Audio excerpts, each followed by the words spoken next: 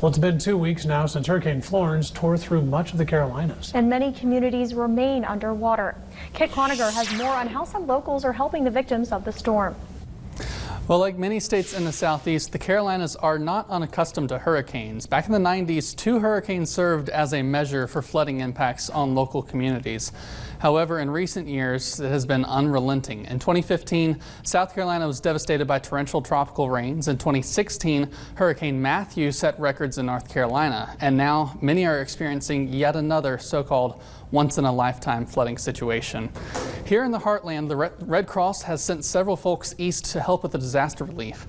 In the event of a natural disaster, the Red Cross mobilizes volunteers nationwide to provide aid for affected regions.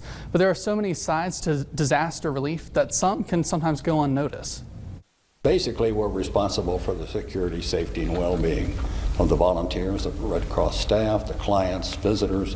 So we go through all the shelters once a day. If we have the manpower, in this case we didn't, we were getting there every other day. We look for safety problems. We look for problems, period. Williams, a retired Hall County Sheriff's deputy, helps manage life safety and asset protection unit with the Red Cross.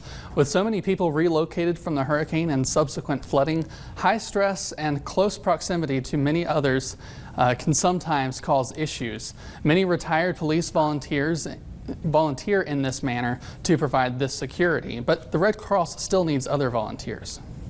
For people to deploy nationally, we ask for them to get trained up, and then we ask for several weeks commitment for people to go down. We don't want to have huge turnover, so we really want that consistency.